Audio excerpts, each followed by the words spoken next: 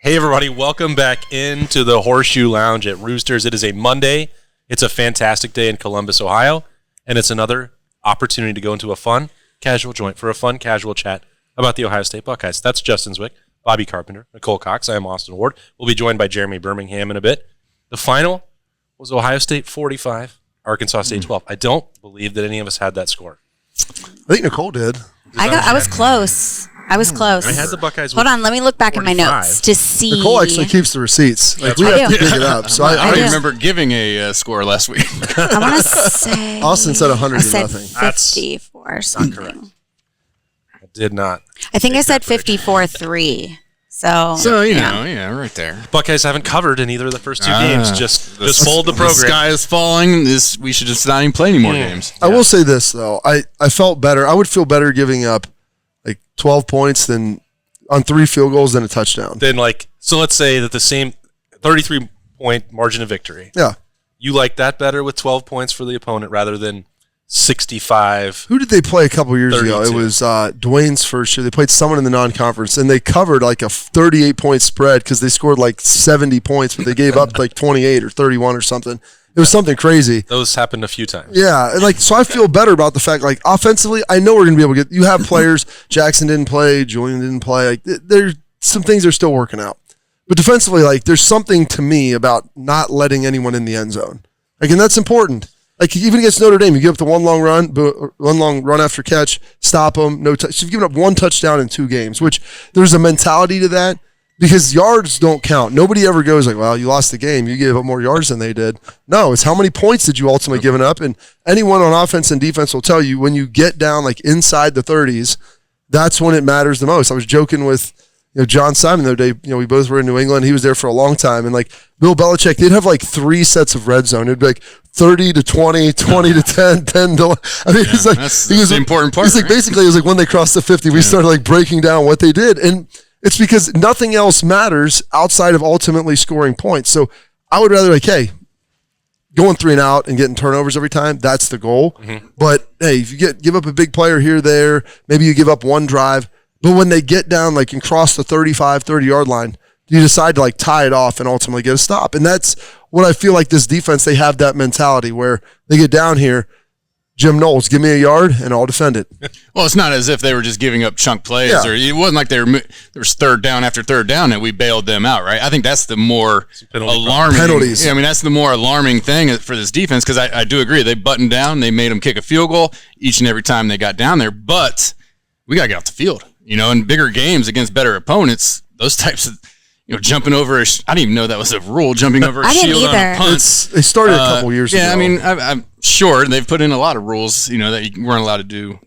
For player safety concerns. 100%. Player safety, listen, if you want to jump over they're not just running out there just running into each other all the time, but if you jump over these 3 guys. The game is very safe otherwise. It's only if you try and jump up and block the punt that it becomes dangerous. But so those things they got to get cleaned up, and I think they can. But I mean, like Bob said, they bend but don't break, right?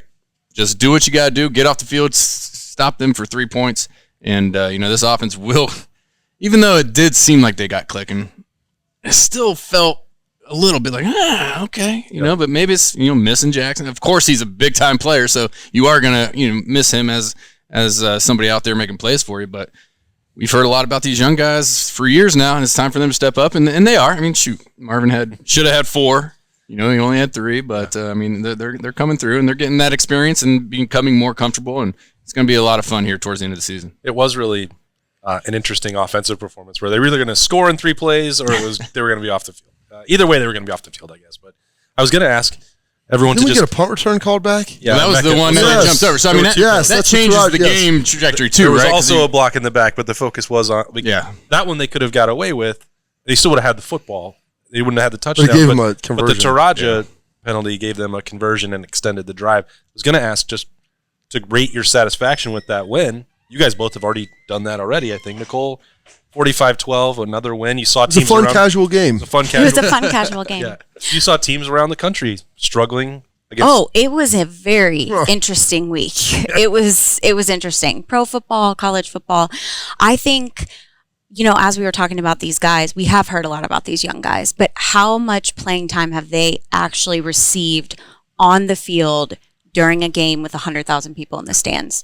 There is something that is a learning curve. And so I think the more and more experience these guys get, the more and more playing time they have, obviously we're going to see them shine, Yeah, they're expecting perfection. Could have lost to App State or Marshall or, a number of... get bailed out against Texas. There's a lot of things that could have happened. And by the way, after watching the Bengals game yesterday, holy smokes. I'm like, if we get a field goal blocked because the wing chooses to block out and let somebody come underneath, the shorter distance, I'm going to lose my cookies. And that's why I was talking to Parker about this, especially Parker Fleming, the special teams coach. I'm like, how I would like to know stats over the last 5 years, how many times a guy off the edge actually blocks the field goal extra point. It never happens. It's always someone inside push. It's probably 5%. And so for the wing, probably less. And probably less. So for the wing, to step out and give the inside, never, ever in a million years. And I watched that. That's how LSU got beat. That's how Cincinnati on an extra point. What are we doing? No, they were missing their long snapper too. So that comes into play with timing and everything else. It does. Yes. But that, I don't think they would. I remember watching the one sack, I think, Steel Chambers had. And they're both up in the gaps, and the right guard just went to the right. And I was like, how do you not protect this hole when the guy is it's mind-blowing. I think it was Eichenberg. I think Eichenberg came through, and they're just like, I don't know. Two double A gap blitz coming. They're like, I'll just take. I saw that right guard go this way. I'm like, this guy's going straight to your quarterback. Didn't quite work. It's too bad that Bob didn't save that Bengals conversation for Berm, because I'm sure he really wants to talk about. It'll come back up. Week 1 for his Bengals. Yeah, save that one for later. Nicole. Yes. It's time for some Roosters Buckeye Leaves. Yes. Buckeye Leaves. And I think the notebook over here is full with options. It is. There are a bunch of things in here today. I was really watching the game and just watching these guys grow, I guess you could say. Marvin Harris. Got to grow out. Yeah. To show up. That's right. Marvin Harrison Jr., obviously MVP of the game. The fact that he is the second wide receiver in school history to have 2 games with 3 touchdowns is incredible. So you said that so much easier than I did after the game on Saturday. I just kept tripping over the numbers. It was 2. It's got to be your dog. Hey guys, guess what else I've been practicing? Tui Moluau. Oh, okay. Snap. I must have said it 100 times this weekend to myself. That's good practice. I started JT. Yeah. But I don't think he's even the defensive lineman that you wanted to give your book. No, it's not. So Marvin Harrison Jr., obviously, he deserves, MVP. He was phenomenal. He was really shining. I really wanted to watch all these new players that we haven't seen a ton of. Mike Hall Jr., I was just really impressed with, and as we said, the defensive line in general. They're really stepping up. And for him, he's just explosive in my mind, that he can just blow past the offense. And, he had a sack.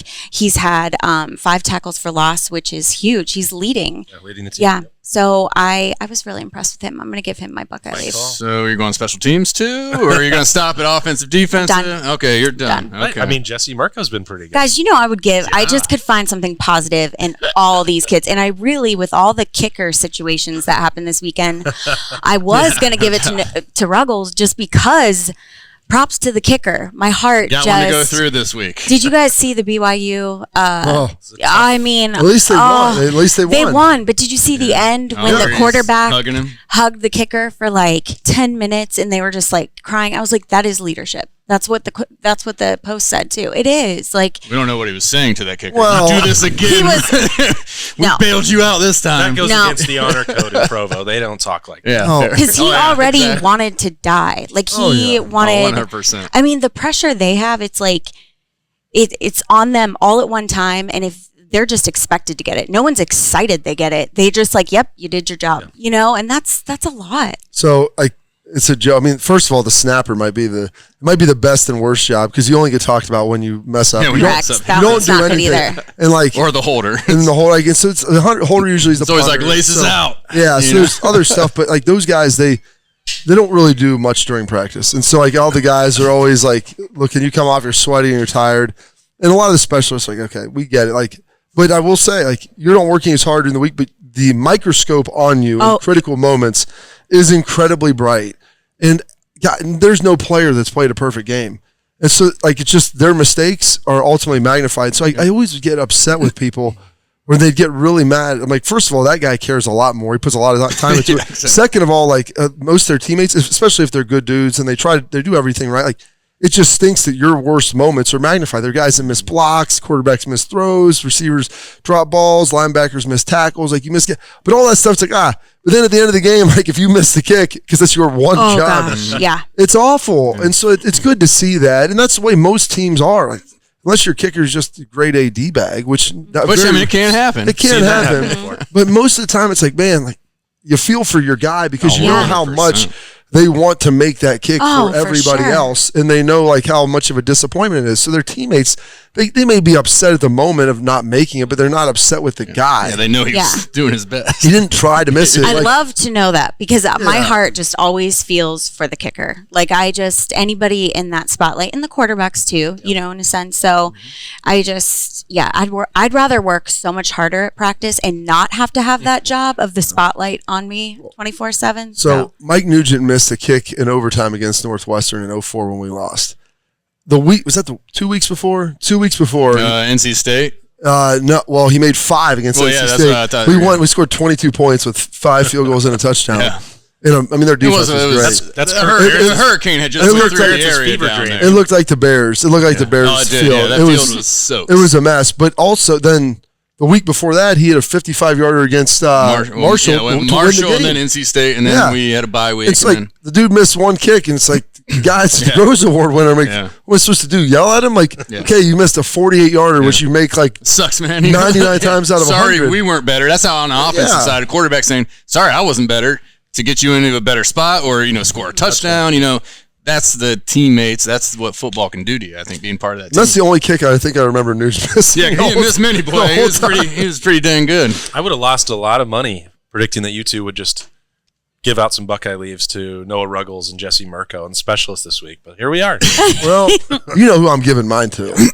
I have a good guess. Yeah, I gave it to Tommy last week, and I'm pumped that Steele stepped up this week. Yeah. What do you have? 6 tackles, a couple TFLs, a sack, and they put the invisible coat on, ran through there, gets a sack. Hey, they all look the same on the stat sheet. I was so happy for my guy. And like I said last week with Tommy, the group that last year everybody just loved to just take the cheese grater to their face and just grind, we're terrible. These linebackers suck. You should go back and play. I'm like, well, I have not eligibility. And second of all, these guys are better than me. So I'm going to be honest with you. They're better than they are. I'm an old man. I can't run very well anymore.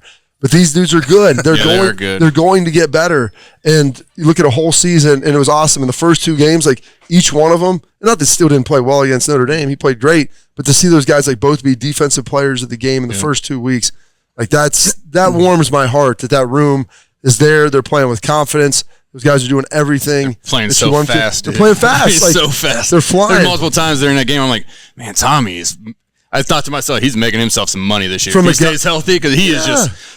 I mean, it just both those guys from just a guy all over the place. And last year they said he's too slow. I know. I'm like, he's slow because that's why it's awesome to see. Yeah, it's just like, man, screw all those people. He didn't get infinitely faster. He just became more confident. And things are clear now. So that's those are giving it to Steele this week after that. I mean, those guys have done a heck of a job. And even Cody Simon. I mean, all 3 of those guys have been playing really well. And when you have 3 guys for 2 spots, like it's like the receiver position. You play 3 guys, but you would like to have 4 or 5 that you can roll through there. So they have that, and feels pretty good to see those guys going out there. All right, yeah. I mean, I like all that. I'll go. I don't want to go CJ because he over 400 yards passing. That's a bad day for him. The standard is the standard. You got to go out and do it. Had a great game, but I actually like Emeka a lot. Yeah. Both guys went over 100 yards. I think that was his first time going over 100 yards. Last week was 9 for 90, I think. So having somebody else step up like that in the receiver core, not that we didn't have Xavier last week catch a big one, but he's legit. The one he caught over the middle of the field on a crossing pattern, and he realized, all right, there's a guy out here, so I got to get more vertical. And then the ball, the way he caught, it was beautiful. I think Jay-Z, you tell me if I'm wrong, but I've seen Ohio State run this play before, and Emeka is supposed to be clearing out. He's expecting coverage to go with him. That play is designed to get Cade Stover a touchdown. And for some reason, Arkansas State's like, well, we got to Cover double Cade. coverage. Yeah. And suddenly Emeka he had a big is catch, running right down the middle of the field. CJ sort of like saw it, and he was like, okay. Yeah. Well. Yeah, and then it was just like twisting and boom. I mean, put the ball where it needed to be. So, I mean, I think having a guy like that, he had, 7 or 8 catches, I think. So, back-to-back weeks, he's hauling in a lot of catches. We're looking for him, and that's going to be nice for CJ to have down the road. And once Jackson comes back in and they kind of get things flowing a little bit more, knowing, Marvin, yep, okay, yep. And now you get Jackson back in. I mean, they should be firing on all cylinders. If these guys can all stay healthy and, get back into the flow of things. Yep. Both of those guys, by the way, were out early, Julian Fleming and Jackson Smith and Jigba, getting a workout in the horseshoe about 9:30 on Saturday morning before the rest of the team. They're going to be fine. If they had to play on Saturday. Yeah, if it was a big game, they would have been playing, right? Yeah, so they'll be ready to go. And then my understanding is that Ohio State just wanted to get them ready to play Toledo so that they can get some of the rust off and then move forward with a Big Ten opener with Wisconsin after that. My Roosters Buckeye Leaf is going to the combination of Josh Proctor and Perry Eliano for the bounce back effort, the honest conversation. That was my other guy. I figured you'd drive him. I talked to all of them, including Josh Proctor's parents and his child was out there. Did you go down to the hometown? It was the full circle of care. Went down to the barber shop and talked to the barber about how Josh was as a kid. I mean, I've known him since he was a kid. I know where that barber shop is. Closer than Berm, though? I mean, Berm. I don't know. Nobody knows his kids better than Berm does. And I know Proc better than Berm. Okay? That's a fact. Unnecessary behind-the-camera work. Don't get me distracted as I talk about a very special moment for the Proctor family. And I asked him, I said, Josh, would a young Proc have responded the same way he's got to being pulled off, benched after one drive, been out of action for a year, broken leg, didn't get the senior year you wanted, come back, miss a tackle, the first play of the game, too amped up, doesn't work out. Maybe he's not going to go Kevon Pope style and throw the gloves into the stands, but he would not have reacted well to that. There's no chance of it. And he is a much more mature individual. He sat down with Perry Eliano. They had their conversations. Here's what happened. We're going to get through this. You're going to go back to work. Lathan Ransom did play well. It's not like, we dropped anything, gave anything up. You've got your chance to get that job back. And even on Thursday, Ryan Day said his expectation was that Lathan Ransom was going to start. But not going to commit. You still have the full week of work to turn in. Josh Proctor made the most of it. He didn't do anything crazy flashy, but he didn't have to at safety. As long as you're not making mistakes, probably not going to show up a lot on film from that safety spot. So made his tackles that he needed, got his starting job back, performed well. You could tell how much that meant to him. So the coaching staff handled it well. The players are buying in, seeming to have good relationships with those guys. That's a big deal. So that's even without being an MVP performance, that's my Buckeye. Yeah, based how the defense kind of started last year with guys walking off, and what a change, right? Yeah, it's a little bit of a change, right? You look at it that way. I mean, that's big, and these new coaches have a lot to do with that. But part of it with Proc, Proc was a big time 5-star recruit, all everything. It's like those guys come in, and a lot of times it's like their plan is 3 years and out, and it's amazing. He has hurt last year, doesn't play, and just the maturity of watching him go through the rehabilitation process, where he's working on a leg, he's got a shoulder, all this stuff that he's going through. And to see a different guy, 2 years ago, done. Probably done for the season psychologically. Yeah. And that's a testament to him as a young man. And this is, we talk about this stuff, there's a big difference between being 18, 19, and 21, 22 and going through all this stuff. Because bad crap is going to happen. You've got to be able to compartmentalize it, learn from it, and then move forward. And it was awesome to see that he was able to do that. And I'm looking forward to him having a big year, man. I'm excited for Proc. Still has plenty of opportunities to do that, and he realized that. Bob, what are these over here? Oh, this is fantastic. I was scouring around looking, and I believe the Appetizer Tuesday, if I'm not mistaken, Nicole, these are mini corn dogs. Correct. I think that's what those are. They are mini corn dogs. So if you've ever if you're allergic to wood, and you said, I want a corn dog that's smaller and not on a stick, that I can just pop them in my mouth a bunch at a time. The mini corn dog is for you. It's Appetizer Tuesday. They are the featured appetizer. $2 all day long at your participating Roosters. Hopefully no supply chain stuff. No supply chain. No. We got them all out here. You know what? Awesome. The good news is you're allergic to wood. Well, you don't know. That's what's in the Keeps mini a lot of corn people dog. away from the corn dog, the big corn dog, you know? You know, splinter in your It's a mouth. serious Yeah. problem. That is a real concern. for serious many. pandemic. of Tongue splinters. I mean, all kinds of rabid stuff. dogs taking over. Yeah. So there's plenty of corn dogs, plenty of mini dogs out. You wrap them in a little cornbread, and you get the mini corn dogs. $2. One bite's all it takes. So A good. little mustard on the side. They're delightful. Oh, Kellen They told me are. they wanted some mini corn dogs today, so it worked out really well. Yep. They're my son's favorite. He Nicole, loves how them. are we doing on the French fry forecast? Well, it's just going to be kind of a hodgepodge I'm for a growing while. potatoes at my Hodgepodge. house now. Yeah, it's going to be a little while. Bringing bags in. And we appreciate everybody bearing with us. So you can just it's just going to be very random, the fries that you're going to be getting. The chips are so Maybe much thinner. I feel like potato would I go know. further if we just slice them real thin. Justin, Get that. I'm What an interesting 100% with you. I know you hate when I say stuff. No, I'm glad you do because Come to the I meeting. want them back too.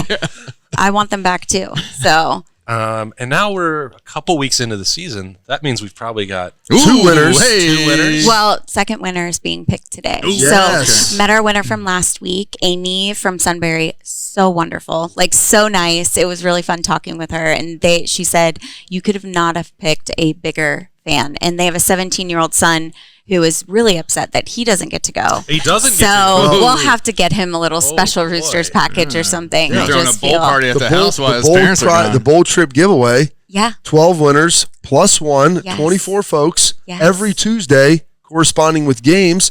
What do we get? Airfare, deluxe hotel with Deluxe accommodations, hotel. 2 tickets to the game, and there's other awesome prizes. Yes. Go to roosterswings.com to register. Or, right there, the official that's wing it. sponsor of Ohio State Athletics. Get it done. Bobby, you're so good at that. Thank you. Nailed it. Nailed it. That means that the first part of the Horseshoe Lounge show, the live show, is over. And Nicole's going to go about her I'm day. going to do my pick. Oh, my do God. Oh, geez, Austin, you almost forgot. What's And the line the on one this? time that I 31 and a looked half. up the 31 and a spread half. by myself last night, I was like, all right, I'm going to do my pick in advance. I'm going to do 48-3. Ooh, a top 5 defense coming into Columbus, and she's going 48-3. Yeah. I don't, You take your second guess already. don't mess with her, Jay-Z. You're top 5. Shoot. It is a top 5 I defense. really, Is it? okay. Toledo, look it up. Statistically. Statistically. Thank goodness Nicole was here to remind me that I hadn't got her score prediction because everybody needs it That's before right. they place their bets for the week. 48-3. That's Nicole Cox. Thanks again for having us, as always, in here in the Horseshoe Lounge. We're going to take a quick break, and we're going to be right back for more of a fun, casual conversation at a fun, casual joint. Roosters has been so fortunate. We just want to be able to give some of that back to the community. They donate to organizations that are near and dear to their heart, and we're so fortunate to have been with Roosters now for a long time. They always go above and beyond to help support our foundation to further help veterans. It's just a wonderful feeling to know that Roosters supports the Buckeye Cruise for Cancer. All the folks at Roosters are just genuinely kind folks, and they want to make a difference. Thank you, Roosters Foundation. Thank you, Roosters. Thank you, Roosters. Thank you, Roosters Foundation. All right, welcome back into the second half of the Horseshoe Lounge live show on the podcast. Berm's here. Hello. Hey, Berm. Hello. He's got a Buckeye leave, I think. Yeah. Do you get a lot of rain? Is it Hold your up. best friend on Did the team, too? Did you get a lot of rain this weekend up there? I don't know. I wasn't up there very much. Well, I mean- it did rain Sunday afternoon pretty significantly for. Or did it rain? a couple Because I know the Michigan game got delayed. I don't know. I was not. I know you were here covering this game. What But about your drive home? My drive home was completely dry. My home was completely dry. on okay, so Saturday. you didn't get it was interesting because we were at Cedar Point on Saturday and it Did didn't you get rain? No. No? It was like It was really 30, nice. it was like 30 miles north. Once you get past exit 1, stuff gets wild. Going So- to Millennium Force on Saturday? Exit Not- 1 is just No? considered Too part long. of Ohio. Exit My 1 kids is were- part of Ohio, Oh, okay. essentially. Exit 1 is part of Ohio. You want my Buckeye leaf? Yeah, I do. Buckeye leaves? Ooh. Oh, here we go. All right. Buckle up. Buckle up. I don't have one. No, I'm just kidding. I'm going to give one to Cody Simon, who I Yes. thought played a great game on Saturday, in a player that a lot of people are sort of meh on because we've seen Steel Chambers and Tommy Eichenberg elevate their game so much that I think you are unfairly seeing Cody's performances being weighed against them, and it shouldn't be. It should be weighed against what he was last year. It should be weighed against his role in the defense. And he played a pretty good game on Saturday. I think you actually saw more of him than people anticipated because he was playing so well.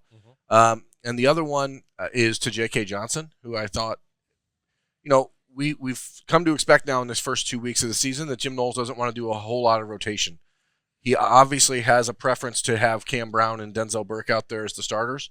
When Denzel Burke was struggling on Saturday, which we can all call a spade, he struggled pretty hard on Saturday.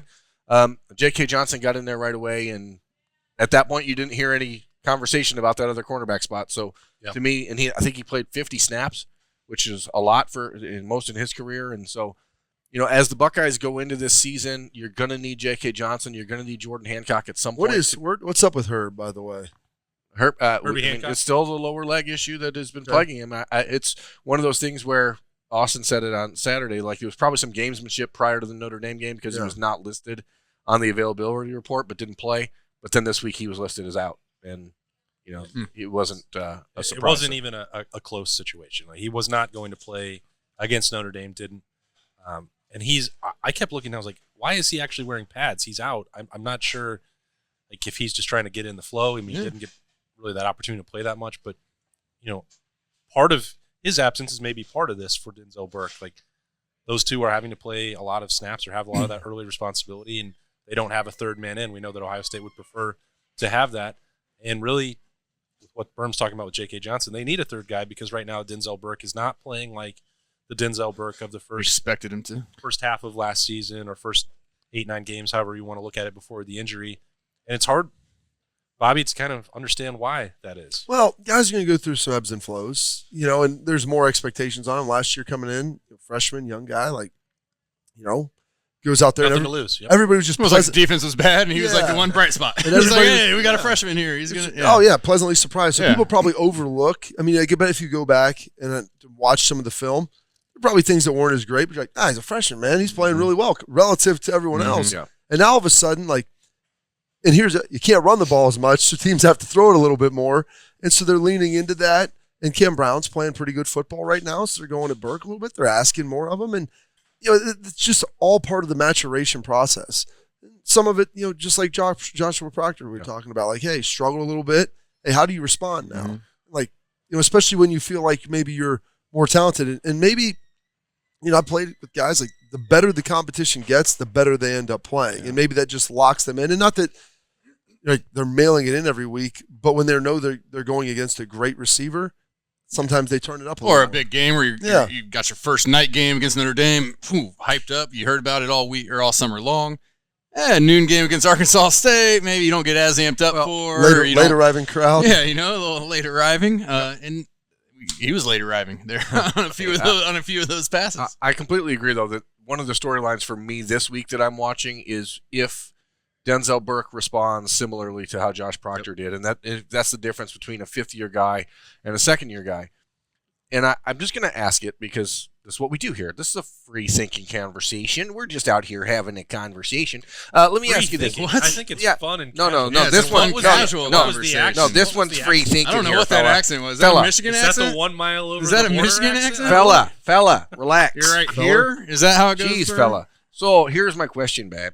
Oh, golly. How much would a player's off-season, let's say, name, image, and likeness, NIL opportunities, how concerning is it that some guys maybe get distracted by this? Stop talking like that. He's keeping it going. I like it. No, I mean, it's tough to get mad at people with accents. Sure. Absolutely.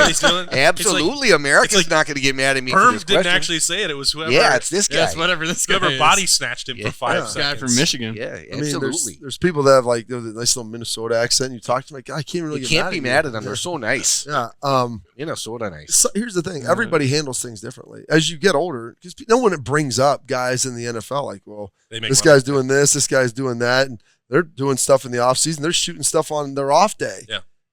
You come in, you work out, you go shoot a commercial, you come back, you'll get some treatment, do whatever, have all your stuff, and you can handle that because you're a professional. Now these guys now, as much as we don't want to admit it, they're young. They are professionals with what their expectations levels are now, but they're still 18, 19, 20 years old, 21. I mean, they're younger guys, and so that's part of it. And I think sometimes it's like just because you did those things, I'm not going to attribute it directly to that. I'm not saying it is that. I'm just saying I wonder how much. It could be a piece of it. It wasn't like in camp. I haven't seen a guy in Denzel Burke that I would say is walking around entitled and wasn't prepared coming into the season. I think you'd have to ask Mickey Marotti, probably about his off-season, conditioning. And did he take it as seriously? Did he look like he wasn't ready to go? They've got a pretty good room, and I think Cam Brown does a pretty good job leaning into those guys and making sure he's been there for a long time. So it might play a small role to it, but I wouldn't say like, oh, this guy was just hunting NIL stuff all off season, like came in not ready to go. And I think there's a combination of factors as well, Bob. He did have that shoulder sort of stinger situation in the middle of camp. He missed a lot of time. Missed some time. So there's a number of things going on, and then also Jordan Hancock not being part of that rotation, and the number you could say that there's 5 or 6 different things that are all balled into one. What's clear though is that, and what you said earlier, the fact is when 10 guys are playing pretty good, someone's going to be playing as the 11th guy on that defense at that moment. So I don't know if that's just a situation where it looks like a bigger issue because the actual defense looks competent, or if it's a situation that bears watching. But I do think it's important that Jordan Hancock get back. Having guys that are there pushing you, competing against you for those reps is generally the best motivator for especially young players, because Denzel Burke needs to know that job isn't just his because it was his last year. Well, you look at the Proctor thing. I mean, one missed tackle, boom, you're out, right? Because we had somebody else that we felt could go in there and do that job. And Latham played a heck of a game. And then he played a heck of a game. But, if you have that, that's 2 on you now? You come sit down over here, and we're going to let somebody else play. Maybe they're not there yet with the injuries that they've had. I was never a big fan initially of the Kerry Combs rotating defensive backs, and then I remember he talked. He's like, "Well, you rotate receivers. These guys are running 6-7 miles during a game. Oh, yeah. You would have a fresh guy out there, and it is a position because it's kind of especially on the outside isolated. And you know what? If you have a guy who's not playing well, and the other guy's playing better, you can see that in real time. Well, I'm just going to leave him in for this next series, and we'll kind of figure this out as we go. Mm-hmm. And so there is that little extra motivation sometimes I think you can get. And make no mistake, I think J.K. Johnson, he played well to finish camp. I think he can go in there and challenge. I mean, Denzel Burke's a very talented kid, but I think having J.K. play and come in. Go in and get 50 snaps, that's a good day for somebody who hasn't been playing. So, I mean, that experience is going to come into play here this year, and it's going to help him out. Well, part of that reminder that, Josh Proctor got was, hey, Lathan Ransom can do this. Mm-hmm. So Denzel Burke maybe hadn't seen. It's a little bit different when if I come out of this game, somebody's going. They're going to push. It's real. Those reps could disappear if J.K. Johnson is good enough to take them. If Jordan Hancock is healthy, you don't just get because you were really good last year and a star and one of the best players on a defense that overall wasn't that good, but he was maybe at the bright spot. That's not guaranteed anymore. I think that can be useful. I think it's also a reminder of how NIL, and again, I'm not saying that this is an NIL issue, but I think you will see that sort of stuff regulate and sort of normalize, because if you're not out there making plays, things change pretty quickly. Oh, yeah. So I think that things change, Mox. Yeah, you're the starting quarterback now. And my accent was the problem. Yeah, it was. I mean, we at least knew what they were going for. I don't know what they're going for there, fella. It's hard for me to tell. We don't know. This guy. We don't even know where it's from. Yeah, that came out of nowhere. I don't really know where anything's from, fella. I'm just out here and we're just talking. We're talking. Berm. Did you know that? Did you know you used to live there? West Coast slang. Berm used to be really, really good. Something happened. I don't know when. Impressions and accents and could flow seamlessly between Something happened in 2019. I think it was COVID. What happened was on one road trip, he tried to do Bobcat Goldthwait. You know who that is. Yeah, yes, you do. Yeah. You know who Bobcat Goldthwait is. You don't need to know who he is. Listen, load your water. He wants to. Oh, he wants to. Thank you. Sorry. Keep you hydrated I saw a fly. I was conflicted. He's the guy who did. Hey. He just had a weird voice. It doesn't. But he doesn't talk like that normally. It's only when he's on stage. Either way, that's irrelevant. That's not what we're talking about here. And it broke Sideshow Bob. What was his name? Bobcat Goldthwait. Bob. You know who he is. Believe me. But that's not the point. The point is, here's a question I have about Saturday, because we're here to talk about football, America. We're not here to talk about to throw out weird accents. And just to be clear, this is a serious show for serious people. Fun, casual show. Bob, how concerned are you about penalties? I'll tell you what. I'm glad I'm not on that team. Eight defensive penalties. Drilling down on those. So what is it like for a team after that? Because here's the thing. Coaches will let stuff go in practice as long as it's not happening in the game. And it's like it doesn't catch up to you until it catches up with you. It's the old saying that doesn't really make any sense, but it's very true. And hey guys, tussle a little bit in practice. Maybe you jump off sides here and there. A little holding here and there. Whatever it is, we're kind of good with it as long as you're not a heavily penalized team and you know you have guys that are mature enough to be able to get it fixed and get it right.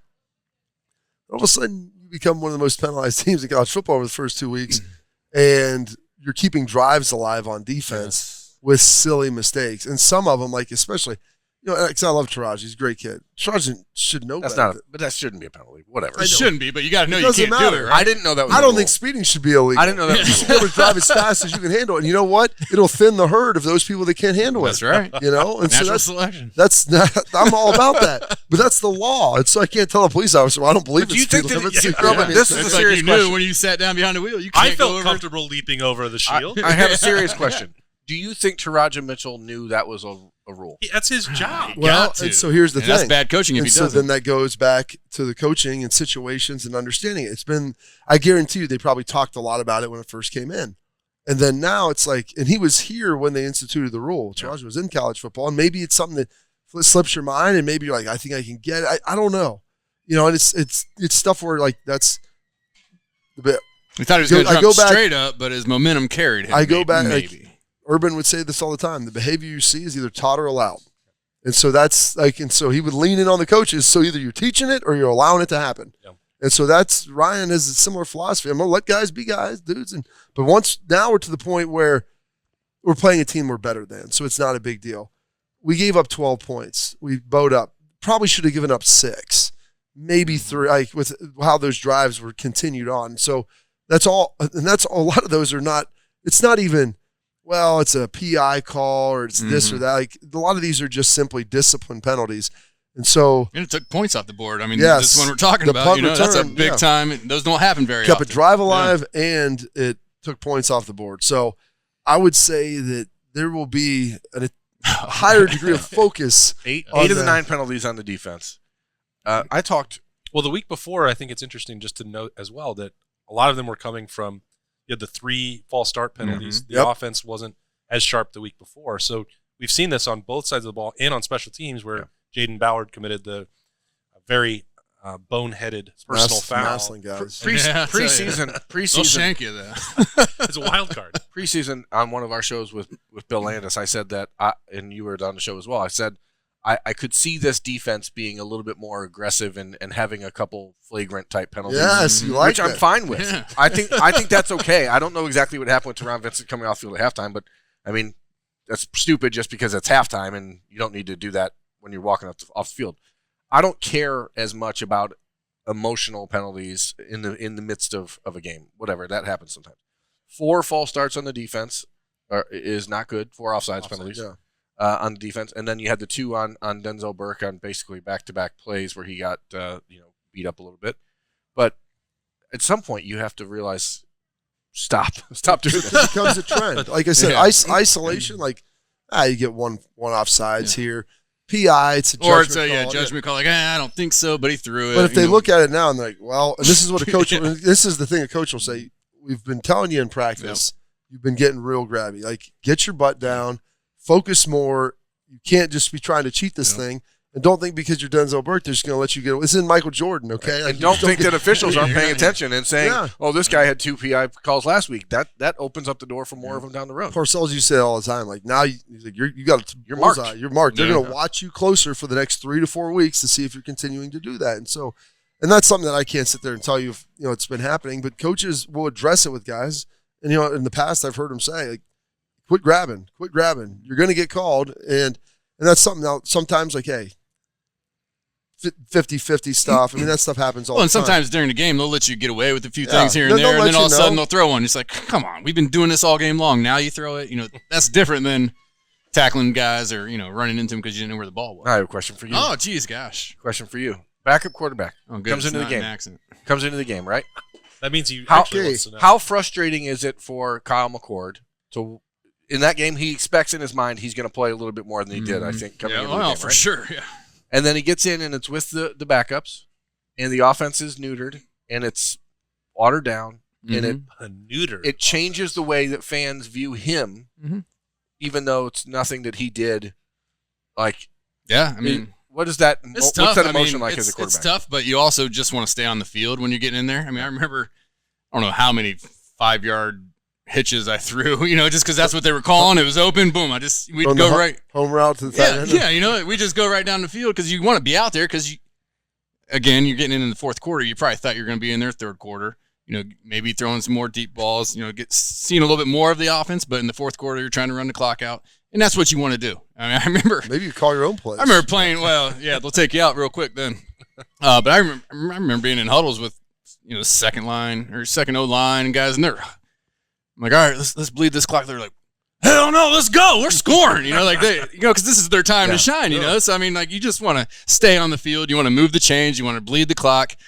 And it is what it is, man. You do what the coaches call, and you do it to the best of your ability, right? You're not going to say, screw that call, go deep. I want to throw one. It's 3rd and 5. Because as soon as you come off the field, it's, you're going to have a talking to. So, I mean, it stinks, but you, again, are on the field. You're getting experience. You're in the huddle. You're going through all that stuff you will be going through as a starter at some point in time in your career, hopefully. You're just not getting to do the fun stuff of throwing the ball and airing it out downfield. I've got another one. This one's for Bob. Okay. I like that. We were playing 21. Yeah, I feel like there are things to take away from this game that I think are important.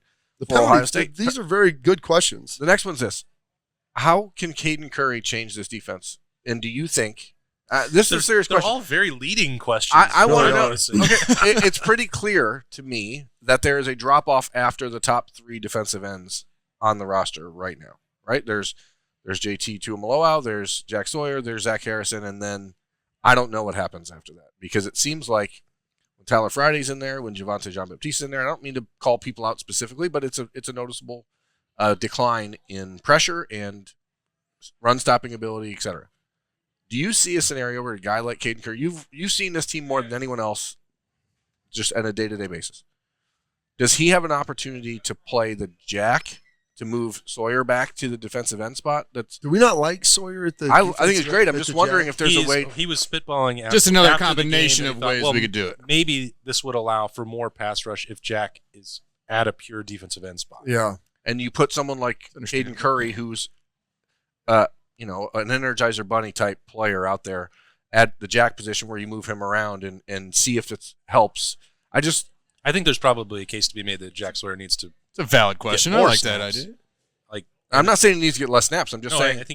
I'm not I wasn't. Oh, more at the jack. I just think all of those, the top guys. I said this last week, and I'm going to be that broken record, I guess. It's a 12-man rotation. Don't play 12, but you get a penalty. Maybe Kaden Curry can be a 4th guy at defensive end, and those 4 guys can rotate. And I was talking to some other guys on Saturday that when Mike Hall was coming out of the game in the first half, could not understand why. Unless he can't breathe, let him go win the game. Well, yeah. I mean, in that game, I think you want to get a lot of people through. I understand that part. But couldn't you do that if you had? If you're up 42-0, if you're up 42-0 in the second quarter, that lot more reps for guys later. That is true. I will say this about Kaden Curry. He is not the dude you're leading to get off the bus. He's a good athlete. But he doesn't look like Zach Harrison. He doesn't look like Jack or JT. These dudes that come off and you're like, man. Or Tyler Friday. Or Tyler Friday, who has the Traposaurus now, who grew an extra set of traps this offseason. Schlegs give his up and gave him to this kid. It's amazing. I was like, bro, I saw him. I hadn't seen him in a while. With COVID, I'm like, what are we struggling? 1,000 pounds? You out in the car, out in the parking lot, and just get behind Jack Sawyer's truck and just shrug that thing up. I mean, it's amazing. So, but Kaden Curry, all you ever do is see him around the football, getting sacks, causing a fumble, diving on a fumble. He's just a ball player, man. He's going to be good. And Larry Johnson, he was a big time recruit out of Indiana, and he came in. I'm like, doesn't really look like the defensive end. I mean, I'm thinking JT and Sawyer, dudes like that. It's dudes that are 6'5", have some length, and not that he's small, but he's a lot more similarly built to me. Than maybe someone who's a little broader and longer. And he's just a player. He can be out there. And I do believe that he will help. And maybe that's it. And you can go with a little more of a Rushman style package where, essentially when you have the Jack, it's almost can be like a 3-3. You can kind of kick JT inside. You have Jack on the outside. You can move 92. What the heck is his name? Which one are you talking about? 92. 92. Kaden Curry. Kaden Curry. Yes, I'm sorry. I just lost his name there for a second. That's weird. I got You said very- it like I 14 got very times. confused. It's all the like, CTE. we need a Yes, different guy? Caden Curry. No, and so maybe he can If they had stand two up. Caden Currys, that would Well, that'd go it a long would way. be, way. but you can put him, and then you can get JT and Jack in like more of a pure rush situation. I just Which wonder. I think Like, is what you're kind of insinuating, which would be more advantageous. And maybe Caden Curry, he's a guy that probably warrants 20 to 25 snaps a game. he's going to be around the ball, as you said. Like, Yes. some dudes are just football players, and that guy fits the mold. And I just think that if you add him and the energy he brings, and you keep Michael Hall out there and the energy he brings, Oh, it's a gosh. different mentality entirely on the defense than some of the veterans have been displaying over the last few years. And at some point, if you're trying to win a national championship, which I think is the goal, Yeah. you just have to play the guys that make plays. Yes. And Are you talking about baby Aaron Donald? I'm talking. Yeah. I'm talking about baby Aaron Donald. Well, I'm he talking should about never- not baby Bosa, as we decided the other day. Caden Curry's not built like a Bosa. Bosa's, yeah. That's, Also, this that's is a different. That's here's a different piece of cloth. Okay, Yeah, that's- when you're going to It's a buy different suits, category. that's like the elite. Bringing this nice Let me stuff out from the back. Oh, you really want to spend some money? Yeah, Hold okay. on. Come back here. I with also me. wonder, and this is totally out of left field. And kudos to Kenyatta Jackson. He played well in the Yeah. reps he got. Should we have anyone else wearing 97 at Ohio State, or should we just put Bosa's and Cam Hayward and leave it up there? And no I one, forgot that Cam. I mean, no one Cam- else should be Cam wearing was a that good number. one. It's- Yeah. It seems a little. I know Sunday It you doesn't look right. you probably had PTSD from watching Cam just living in that Jeez. Cincinnati It backfield. was, that was the ugliest football game I've ever watched. Yeah, but Cam. He was amazing. Is this the new Joe Burrow? Oh, yeah. I just think it's Five turnovers, when, four when your INTs. entire offense sits for the preseason, like that's a bad thing. Like you need to. I don't care how good you are, and Joe Burrow's obviously very good, but the offensive line didn't play in the preseason. That was the start. more- Well, the yeah. the I mean, wide receivers I know didn't he's play in the getting his butt preseason. kicked back there. Mixon didn't play in the preseason. Yeah. Like, it's a weird mentality that NFL coaches are sort of taking. Like, oh, we don't need those games. Every game sort of seems like it matters in the NFL, especially in a really, really good division. Well, if you had your long snapper, you win that game, though. I know, I mean, but- that's the and that- nice thing to Well, look as a back. Bengals fan, and now we're really rearing this up. That's where I take some solace in it because I tweeted this on Sunday. 5 years ago, the Bengals would have lost that game by 40 points, and, Oh, and yes. and they still should not have won, but they still Oh, shit. would have Won won. the game. Sure. The Steelers didn't deserve to win either. No, that's what I'm saying. It was a horrible football game, but I just don't understand It was the wildly mentality entertaining. of Yeah. NFL I was coaches watching treating Week 1 different like orange. a preseason game. It's tough because if you lose a guy in the preseason, then all of a sudden why are you You're gonna- playing? Well, What yeah, about why if are you you lose a playing guy Week that? 1? And that's why I told you. If is there a difference between someone tearing an ACL in the first play of the preseason and the first play of the? I'm going to be real honest with you. I'd prefer to lose a guy in the preseason when you have time to figure someone else out. I'm with you. You think the Cowboys would rather lose Dak Prescott for 6 weeks last night or 3 weeks ago? I'm with you. I get I What the understand it, difference Berm. have been. Jimmy Garoppolo Yeah. could have been the difference. Yeah, I mean, If you still could be. yeah, well, Yeah. that is Now true. the price goes up. Yep, it does because you're more desperate now. Price But would have gone up the second they lost Dak anyway. listen, here's the other thing. Yeah, no. Those guys, Yeah, those exactly. guys come. You know, people come to Ohio State, and there's an expectation like you want to wear this number, you want to play there and do that. I mean, I've never asked Sawyer this. I mean, does he wear 33 because of James? He wears 33 because he wanted 40 and couldn't get it. Oh, really? He wanted a number that was already up there. So couldn't That's have it. yeah. Wait, did he really ask for 40? He wanted 40. 40 was the number he wore in high school, and that's what I he understand wanted. that, but it's They were letting I him mean, wear it. It's like the big cat coming practice. through. Like, Like, I'm going to go ahead and take this number His down, workout jersey was 40. Like somebody saw a picture of that in the past. Like, are they letting him wear 40? Like, Nah, I'm like, dude, no, you gotta they're talk. not. And that's the thing. Like it happened once with Andy. Yeah. And all it ended for up them working putting out those well numbers because up Andy was there. great. And not that Jack isn't going to be great, but like if you were going to retire him, they're retired. You know, I like just the retired name up, but you Jersey. can, You still but you wear can the still number. wear the Yeah, I number. mean, you know, like The 10 Honor is them. 10's not retired. Xavier Yeah. Johnson's wearing it. So yeah, honor them, recognize them on but let the kids wear their Why? number if they want to. why isn't 10 retired? Because Troy was too recent, or is he? well, I mean, you have both him and Rex. I mean, there's Yeah, one that won a national title, the other one a Heisman. So I don't know. I mean, there's viable reasons. Okay. To be able to, What's America, what's the score here's gonna be America's on Sunday? assignment for the week. America, your assignment is to tell us in the comments what other Ohio State numbers need to be retired and why. 99. You I mean, can't for Luke just Fickell. keep retiring them because you You can do Bill anything you Willis want. was you 99. have Ross This- 85 that was the scholarships. joke. Yeah, okay, I got This it. That is was the America. You can do anything you I'm want trying here. to think, like I know Okay. that one for You some have reason. 85 scholarship players. Per. Well, how many numbers are there, Austin? 100. Really? 99. Well, I I guess, think you there are I like guess you do have zero now. Yeah. There are way more numbers than that. Why can't we have someone be number my 174? I want to be 675, please. What Put is it on my this? jersey. My I'm God. just what is saying. this, a It's marathon? my favorite number. Why not? The Tour de France? 330. Imagine the recruiting pitch. Wanna Hey, rep what my number do you home. want to wear when you get to school? 5113. 999. Oh, please. my gosh, Berm. That is an amazing thought. So anyhow, Yep. it's time for score predictions. Here we are. Ohio State, Snappy Toledo. days. I'm scared because that was a frightening display of math in the last. What was it, math? Yeah, it was. A lot When of you told me numbers. that there were only 99 numbers and not 100. No, there's Well, they just opened up the Way zero. more. The Zero zero was- is new. It's like the launching are over the way shield. more numbers we're than not- we don't know the rules like we used to. Available numbers. why do we have to put things like available on numbers? Okay, what's the score? These labels are unnecessary. Berm, what's the score? I'm going last. No, you're not. Ohio State will win the game. Yes. The last time they played Toledo, I think it was 2011. It wasn't a blowout then. That was a Different close team. one. That was Very like- informative for feel this like year. that was a 98. different team. 1998 was before that. That was 49-0. The series history with Toledo, I don't think is going to apply. I think I'm going to go like once every 10 years. Ohio State 56, Toledo 14. 2 touchdowns? 56. I think that the They have Rockets. got 1 touchdown in 2 games. You're going to give them 2 They and 1? put up Look, over 40 points the last 2 games. The Rockets are one of the best teams in the MAC. It's not a terrible. It's a good program. Arkansas State scored 50-something against Grambling. A 14. Yeah, they did that. Berm, the last year, huge too. Jason Here- Candle believer over here. Here's what I like. Finn, the quarterback at Toledo, he's athletic. He's a guy that can move around a lot. I think that you'll see them kind of run him a little bit, and I think that there's an opportunity for them to make a couple plays. They got athletes. Yeah, they got They're on 85, scholarship. they got 85 scholarships. That's right. They're on They got scholarship. some too. coach now. No doubt. You guys are on scholarship too. I like where your head's at. I'm gonna go. I like no end zone. No, I think it's a cover 56-14. That's a big win. I'm gonna go. Okay. I'm gonna go 49-6. I like the no TDs. 9-6. 48-9. No TDs, or maybe a TD. No with TDs. Safety, Yeah, no. safety. Iowa. Field goal and 4 safeties. No. Yeah, that's what I was thinking. 45-9. Ohio State. They just every time they let him out the gate, as Bob said earlier, they defend. Inside Yeah, the they're red going to. zone. I mean, Give me I don't a see 'em yard. getting in. He'll defend. And I'll defend it. I mean, I'm not sure whether Jim Knowles is a defensive coordinator or if he's the living incarnation of George Patton.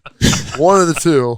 Give me the yard, give me the beach, and I'll defend it right here. Yeah, that dude is also extremely serious on Saturday. They're like, Well, the yeah. rest of the coaching staff is enjoying themselves. They get a Saturday out there to have a little. It's what you worked all week for. Enjoy it. Make the most of it. He doesn't talk to anybody. Because he's before up in the game. lab upstairs. Like, Well, even like down on the field, he comes out and like After or to- before? before the game to watch warm-ups. Does not talk to anybody. He's pretty much the only one on the staff who treats it that way. Because you have recruits down there. Mhm. You've got some, warm, friendly faces like mine. You just want to come have a little conversation like Kevin Wilson. get likes out of to. my face, Austin. Kevin Wilson told me he came Austin over gets before. He slapped. said, Don't "We're you getting talk the to me." fullback in there. Watch for this. It's going to be Woody right or Woody left." And I'm like, "Cool.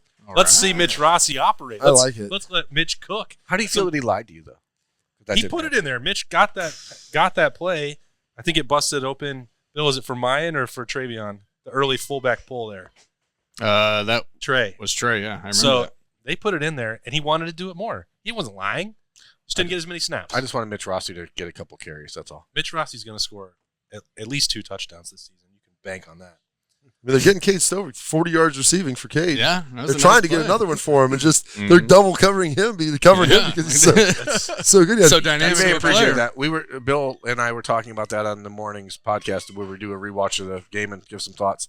And he said that Emeka Ibuka is more dangerous than Cade. And I said, I'm not sure I agree with that. Cade's pretty dangerous. Pretty dangerous. Different kind of dangerous. Maybe off the field dangerous, but he's still pretty dangerous. so, shankability. yeah. Shankability. That The feels best like ability is We're shankability. getting pretty close. As the Bengals to the point showed where on Sunday. where I need to stop. That's a different shankability. That's a different kind of shake. Yeesh. Get us out of here. Different kinds of shankability.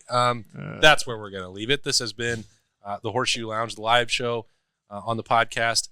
Thanks to Roosters for having us in for another fun casual joint. This place is amazing. Fun casual joint. Mini corn dogs are on Appetizer Tuesday. $2. And you can also register for the Roosters Bowl Trip giveaway. You don't want to miss that at roosterswings.com. That's Jay-Z, Bob, Berm. I am Austin Ward. We will see you back in here next Monday after Ohio State and Toledo. See ya.